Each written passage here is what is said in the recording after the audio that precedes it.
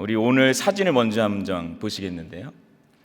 이 사진에 나와 있는 동물의 이름은 나무늘보입니다. 영어로는 sloth라고도 하는데요. 사진 내려주셔도 되고요. 이 단어에 이제 또 다른 의미가 있는데 바로 그게 뭐냐면 나태함, 게으름이라는 뜻도 가지고 있습니다. 그러니까 사진만 봐도 정말 늘어져 보이는 거죠. 그러니까 게으름의 사전적 의미는 스스로 행하거나 발휘할 수 있는 능력이 있음에도 불구하고 그것을 행하거나 발휘하지 않으려고 하는 것, 그 상태를 이제 게으름의 상태라고 말을 합니다. 제가 설교를 준비하다가 갑자기 생각나서 구글에다가 이렇게 한번 검색을 해봤습니다. 세상에서 가장 편안하게 TV를 볼 수 있는 자세. 아마 검색해 보시면 자기 자신을 거울로 보는 것 같은 충격적인 사진을 경험하실 겁니다. 상상하신 그 모습 그대로가 이제 구글에 나옵니다. 근데 보통 게으름이라는 단어를 떠올릴 때 이제 긍정적이기보다는 부정적으로 여겨지는 이유가 뭘까요? 아마도 이 게으름이라는 단어가 우리 사회에서 가치 있게 여기는 단어들과 상충하기 때문이 아닐까 생각합니다. 우리 사회에서는 어떻게 하면 이것이 더 생산적인 것일까? 어떻게 하면 이것이 더 효율적인 것일까? 어떻게 하면 이것의 가능성을 극대화하는 것일까? 라는 질문을 던지면서 사람이나 사물에 대한 가치를 측정하기도 하죠. 근데 게으름은 이 모든 질문들에 대해서 부정적인 답변을 하게 합니다. 게으른 사람은요, 생산적이어 보이지도 않고 효율성이 있어 보이지도 않고요, 그리고 뭔가 가능성이 있어 보이는 것, 결코 그래 보이지 않는 것이죠. 하지만 동시에 이런 생각이 들 수 있습니다. 이 게으름이 악한 것으로 여겨지지는 않잖아요. 사람이 때로로 이제 여유로운 모습도 있어야 하고 편안한 상태를 갖는 것도 필요합니다. 오히려 항상 경직되어 있고 무언가에 바쁘고 집중되어 있는 모습만 있으면 옆에 있는 사람으로 하여금 얼마나 불안한 생각을 하게 하겠어요. 그래서 때로는 게으른 모습도 보여야 더 인간적이지 않나라는 생각도 듭니다. 실제로 어떤 나라에서, 콜롬비아에서는 1985년부터 지금까지 이 게으름 대회의 날이라고 해서 그것을 하나의 전통 축제로 지키고 있는 곳도 있습니다. 그런데 여기서 우리는 게으름, 나태함이라는 의미의 이 슬로스라는 단어의 유래를 찾아볼 필요가 있습니다. 이제 시대를 거슬러 올라가서 이제 4세기 이르게 되면요, 당시에 교회의 아버지로 불렸던 이제 교부들 시대에 이 단어의 시초가 된 용어가 하나 있는데 바로 그게 라틴어로 어시디아라는 단어입니다. 네, 이 단어인데요. 이 단어가 이제 헬라어로 바꿔 부르면 그 말 그대로 아케디아라고 말을 하거든요. 근데 이 단어의 뜻이 뭐냐면 a lack of care, 바로 이제 부족한 관심입니다. 그러니까 이 내용이 게으름과 나태함의 핵심입니다. 이 단어가 형성된 배경이 이렇습니다. 과거 이제 교부 시대에 수도원에서 수도사들이 살아가던 그 시절에 있었던 이야기들인데 한번 상상해 보면서 얘기를 한번 들어보세요. 한 수도사가 아침부터 일과를 시작하기 위해서 경건하게 기도를 합니다. 얼마나 경건하게 기도를 하고 시작했겠어요. 하루 이렇게 시작했는데 오전 10시가 돼서 창문을 딱 보니까 창문을 통해서 하늘에 떠 있는 해를 보게 됩니다. 아주 고요한 그런 모습 속에 해가 반짝 빛나는 것이죠. 참 좋아 보이는 겁니다. 근데 2시간이 조금 더 지나고 나니까 12시가 됐을 때 그 좋아 보이던 해에서 더 점점 뜨거운 열기가 주어집니다. 자기가 살고 있는 이 방안도 더워지기 시작합니다. 자, 12시가 되니까 이제 많이 더워졌는데 이제 절정으로 몇 시에 이르게 될까요? 오후 2시가 되니까 그렇게 더웠던 태양이 더 뜨겁게 느껴지고 무더위도 더 심각하게 여겨지는 겁니다. 더위의 절정이 됩니다. 근데 이때 수도사는요, 실제로 자신이 오전 10시에서 2시까지 몇 시간이 걸린 거죠? 이거죠. 네, 4시간이 걸렸는데 자신이 실제로는 50시간이 걸린다는 생각을 하게 됩니다. 그만큼의 피로감을 느끼는 거죠. 근데 어찌인데 더친격으로 너무나 힘든 상황에서 갑자기 동료 수도사들과의 마찰이 생깁니다. 불쾌지수가 높아지죠. 그리고 여기다가 이게 웬일이에요? 그동안 가깝게 지냈던 사람과도 문제가 생기게 됩니다. 그 문제가 이제 가속화가 됩니다. 그러자 어느 순간에 지금 자신이 살고 있는 이 작은 방안이 답답하게 느껴집니다. 이때 수도사의 머리를 스치는 하나의 장면이 있는데 그게 언제냐면 자기가 수도사가 되기 전에 살았던 화려하고 꽤 괜찮았던 삶의 모습이 딱 떠오릅니다. 그리고 이것을 생각하고 난 다음에 자기를 얽매고 있는 이 작은 공간에서 벗어나고 싶다 이 생각을 하게 되고 이것을 위해서 기도를 합니다. 그래서 얼마 지나지 않아서 어떤 일이 벌어졌을까요? 자신이 그동안 살아왔던 수도원의 모든 방식들, 그곳에 있는 모든 사람들, 그리고 그 규칙들을 모두가 다 무의미하고 무가치하게 여겨져 버립니다. 관심이 싹 사라지는 거예요. 그리고 그 수도사는 그 방에서 나옵니다. 그 방을 떠나버리는 거죠. 이 얘기는 제가 만들어낸 게 아니라 4세기에 살았던 영성가 에바그리우스가 아케디아라는 악에 대해서 설명할 때 적은 글귀입니다. 그 게으름과 나태함의 원인이 바로 무관심에서 온다는 거예요. 칼빈 대학교에서 철학과 윤리학을 가르치는 레베카 대영 교수라는 분이 Glittering Vices라는 책에서 이 땅을 살아가는 그리스도인들에게도 이러한 게으름과 나태함이 찾아오고 그로 인하여 무관심의 영적 씨름을 하고 있다라고 말합니다. 무엇에 대한 무관심일까요? 창조주의다. 우리의 삶을 섭리로 이끌어 가시는 하나님에 대한 무관심입니다. 오늘 설교 제목이 게으름, 이젠 안녕인데요. 멀미약 광고 생각하시는 분들이 계실지도 모르겠습니다. 그리고 어쩌면 설교 제목을 듣고 이런 생각하실 수 있어요. 이거는 내 얘기 아니겠구나. 나는 어마무시하게 바쁜 사람이니까. 나는 아침 일찍부터 일어나서 부지런히 출근하고 일하고 하루 종일 집이든 직장이든 쉴 틈 없이 일에 치이고 사람에 치이고 여기저기 치이면서 저렇게 치열하게 사는 사람이니까 나하고 게으름은 한참 거리가 멀겠지. 근데 여러분 그거 아십니까? 어쩌면 우리가요 어마무시하게 바쁘게 지낸다 하더라도요 하나님의 부르심에 괜히 충분히 무관심해질 수 있습니다. 오늘 우리가 다루는 게으름과 나태함은 단순히 우리의 행위가 느릿느릿하다거나 부지런하지 않다는 의미가 아닙니다. 오히려 바쁘고 바쁜 삶을 살아도 하나님의 뜻과 부르심에 대해서 무관심해지면 충분히 게을러지고 나태해질 수 있습니다. 이러한 관점에서 볼 때 게으름과 나태함이 우리 마음 가운데 둥지를 틀고 있는 것은 아닌지 우리는 점검해 봐야 합니다. 제러드 시처라는 영성 신학자가 이런 현상이 일어나는 이유를 설명하는데 바로 오늘의 삶에서 우리에게 찾아오는 하나의 신드롬, 바로 if only 신드롬 때문에 이런 일이 일어난다고 말합니다. 그 뜻이 뭐냐면 무엇이라면 좋았을 텐데, 무엇이면 참 좋을 텐데라는 뜻이거든요. 우리가 살아가는 삶에서 문득문득 하나님의 부르심과 일하심에 대해서 의심하게 하는 문장이 바로 이겁니다. If only. 뭐이면 좋을 텐데. 무엇이었으면 참 좋았을 텐데. 이런 예시들이 있습니다. 만약 내가 더 좋은 선생님을 만났더라면 좋았을 텐데. 더 좋은 회사에서 일했더라면 좋았을 텐데. 더 건강했더라면, 더 좋은 부모를 만났더라면 좋았을 텐데. 제가 수위를 지키느라 배우자를 넣지는 않았는데요. 굳이 문장을 만들어 보시지는 않아도 됩니다.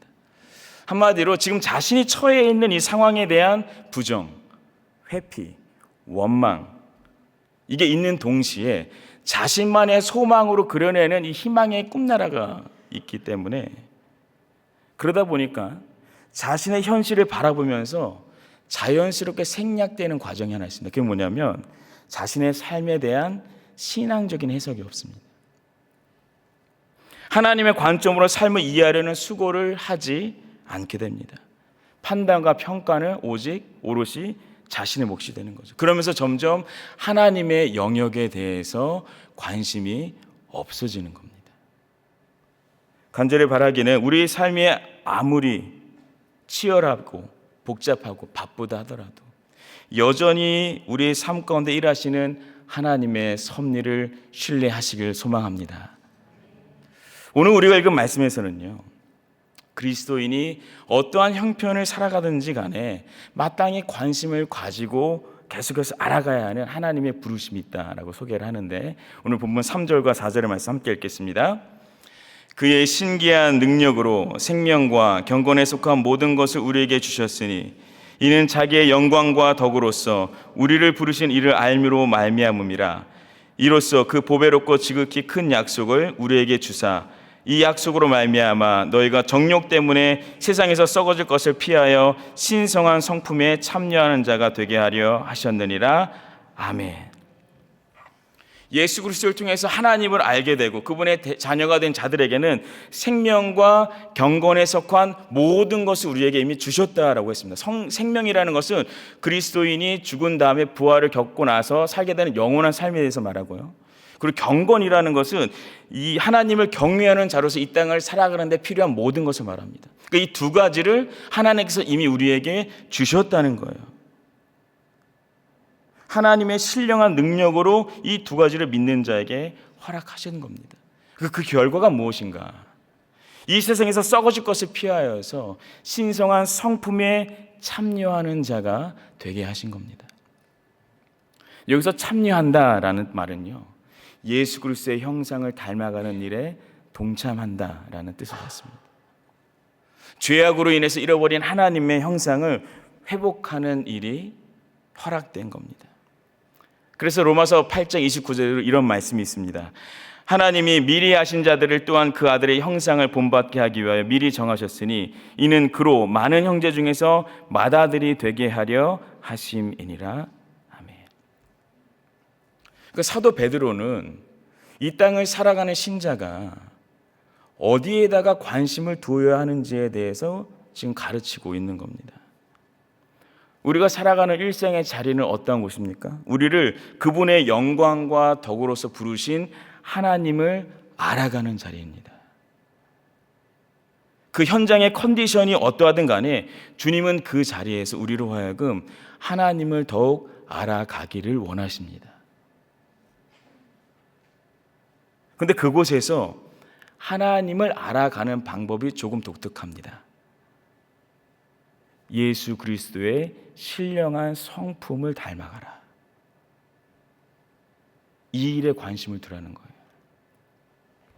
사실 이런 말씀을 접하면요, 과연 이 사도 베드로의 권면이 우리의 실생활에 얼마나 효과가 있을지 갸우뚱하게 하죠.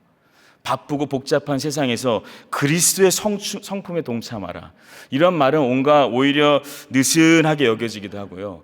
게으름을 좀 조장하는 것 같은 느낌이 들기도 할지 모르겠습니다. 그런데 말씀을 우리가 계속해서 이어서 읽어보면요, 베드로의 초점은요, 그리스도의 성품에 동참하게 될 때 발생하는 그 변화 과정이 있거든요.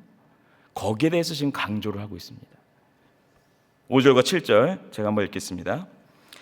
그러므로 너희가 더욱 힘써 너희 믿음의 덕의 지식을, 지식의 절제를, 절제의 인내를, 인내의 경건을, 경건의 형제의 우애를, 형제의 우애에 사랑을 더하라.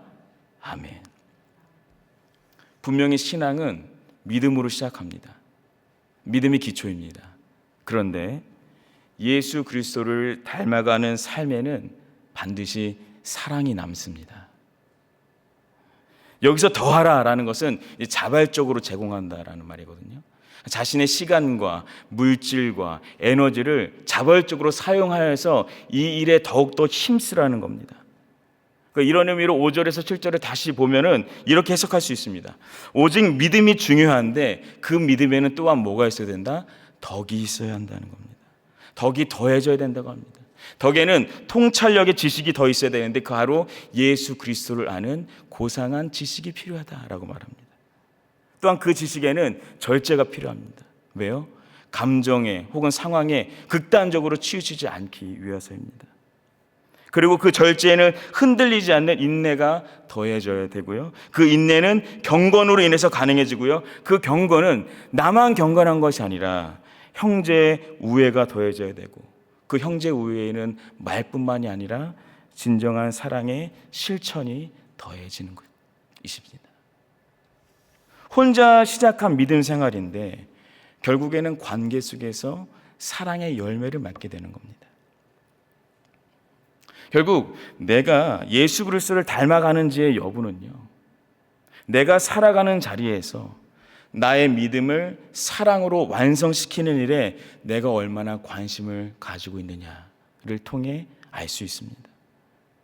내 믿음을 갖는 것은 대단히 중요한데 거기에 덕을 더하고 절제하는 일에 관심을 갖지 않는다면 그것은 주님의 성품에 동참하는 신앙이 아닙니다.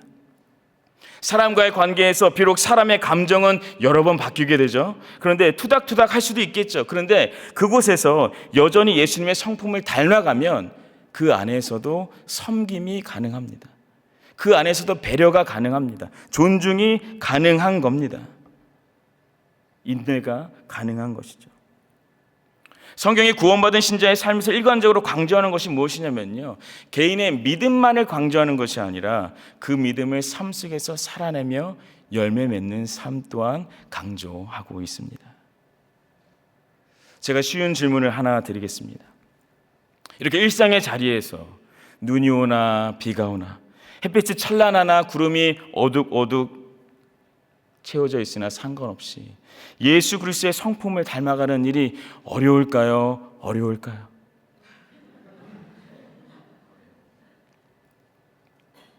알면서 묻냐는 눈빛이신데,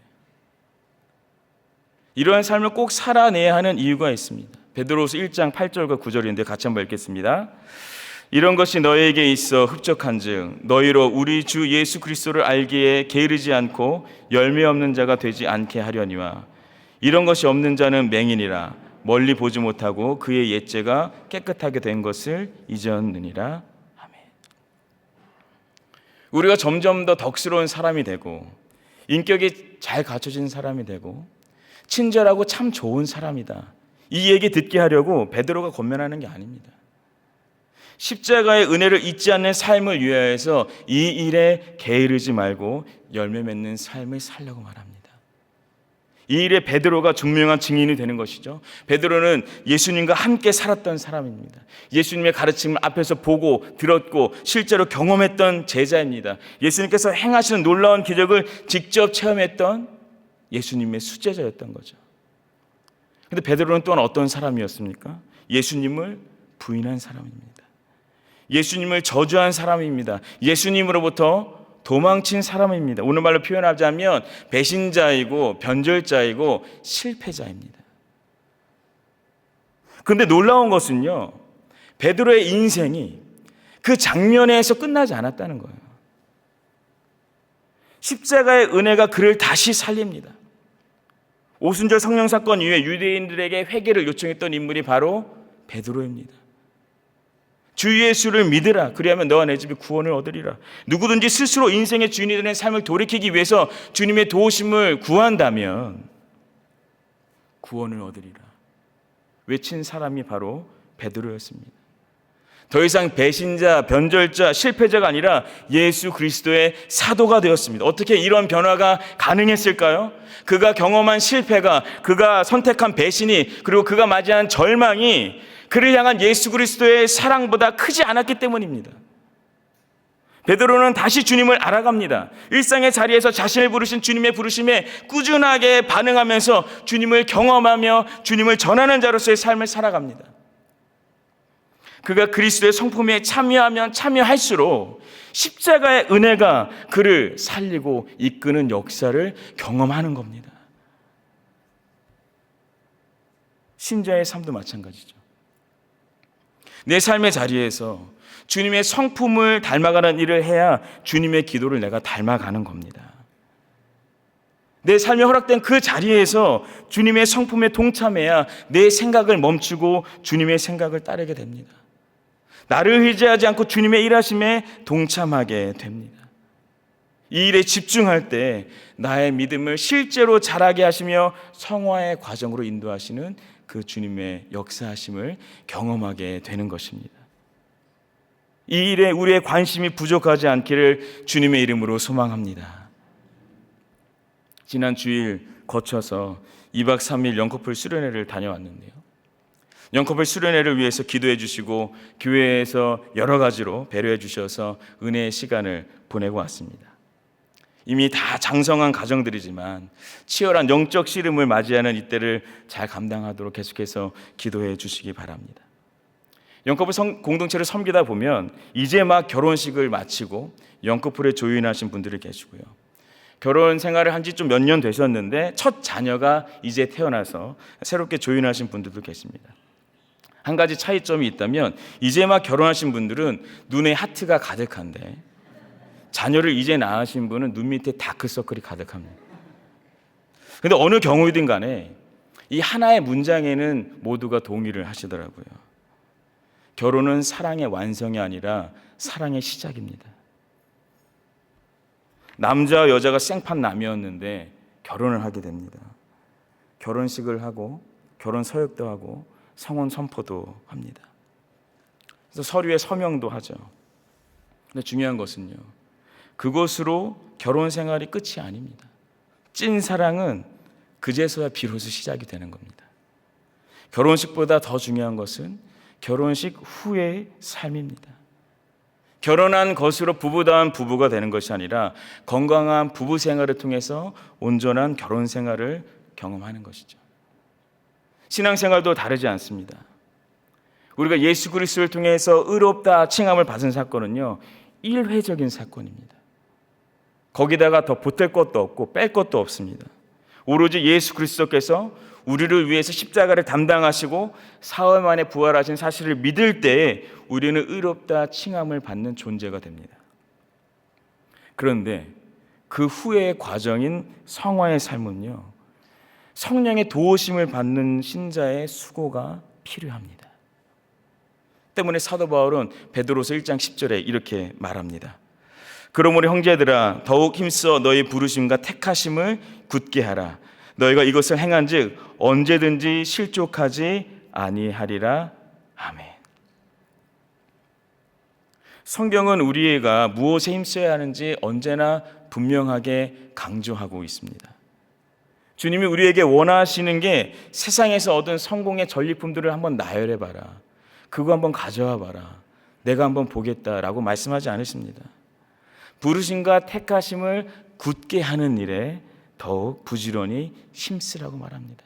예수 그리스도의 신성한 성품에 참여하는 일을 하나하나 차곡차곡 쌓아가라고 말씀하시는 거죠. 말씀을 듣다 보면 이런 질문이 생길 수 있습니다. 왜 하나님은 그렇다면 우리를 한 번에 완벽한 존재로 변화시키지 않으셨을까요? 예수 그리스도를 믿는다고 고백한 순간 우리로 하여금 가장 그 최절정의 신앙 생활을 경험할 수 있는 존재로 바꾸지 않으셨을까요?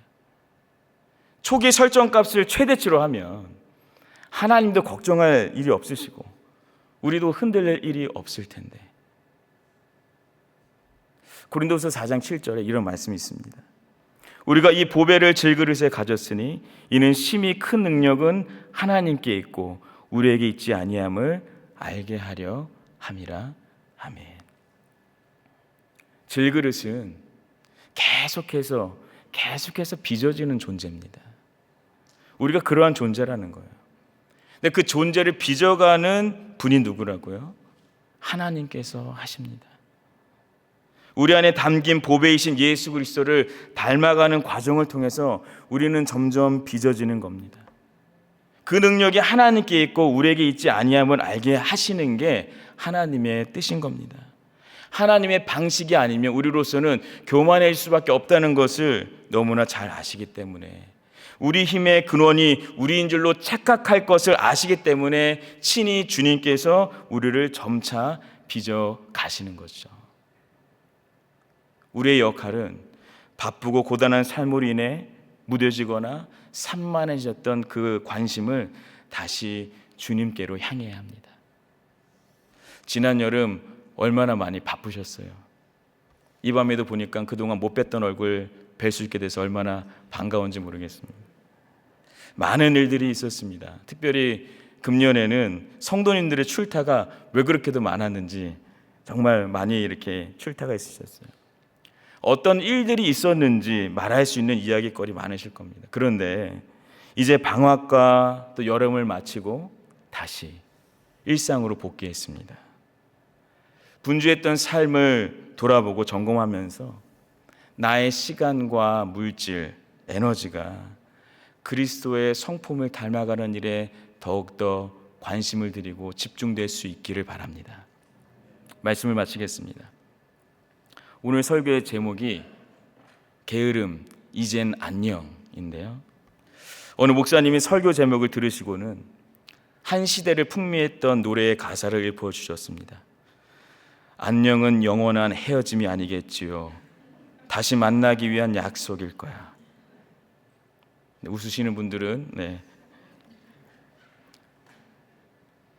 노래 가사를 생각해 보니까요, 왠지 게으름을 이제 안녕하고 이제 보내야 될 것 같은데, 야, 이게 다시 찾아오겠구나.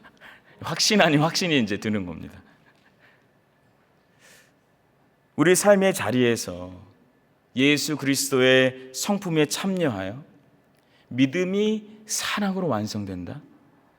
이 삶에 관심 갖는 일은요, 그만큼 지속하기 어려운 일이기도 합니다. 중요하면서도요.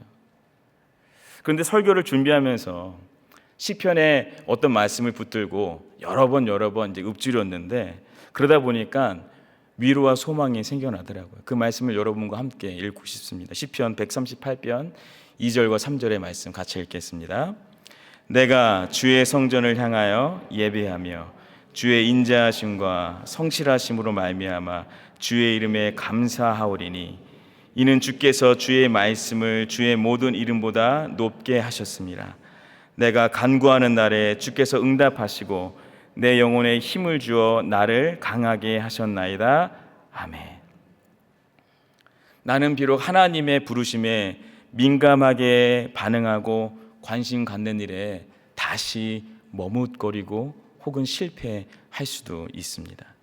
어쩌면 지금이 그 상황일 수도 있겠죠. 그리스도의 성품을 닮아가는 일에 이제는 지치고 무기력하게 반응할지도 모르겠습니다. 그러나 우리를 구원하시고 인도하시는 하나님은 성실하신 하나님이십니다. 우리말로 성실하다는 말은요, 부지런하다라는 말로 통용이 되지만 사실 성실하다는 사전적 의미는 조금 다릅니다. 성실의 의미는 정성스럽고 참되다라는 뜻을 갖습니다. 거짓이 없고 진실하다라는 의미입니다.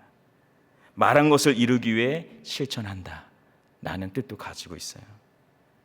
그리스도의 성품에 동참하게 될 때, 그 일을 감당하게 될 때 나의 감정과 결단의 가능성을 두지 않고 하나님의 성실하심을 의존하면 어떻게 될까요? 이렇게 기도할 수 있을 겁니다. 성실하신 주님, 주님의 성품을 닮아가는 일에 참여하는 것이 신앙의 기본이거늘 다른 것에 너무도 많은 관심을 두고 살았습니다. 주께서 저를 다스려 주셔서 주님의 뜻에 게으르지 않고 저도 성실하게 하옵소서. 그 누구보다 우리가 그리스도의 신령한 성품에 동참하는 자로 살아가기를 원하시는 하나님께서 우리를 그렇게 인도해 가실 겁니다. 저와 여러분에게 믿음으로 시작된 신앙의 여정 가운데 사랑의 열매를 풍성히 남기는 은혜가 있기를 예수 그리스도의 이름으로 축복합니다.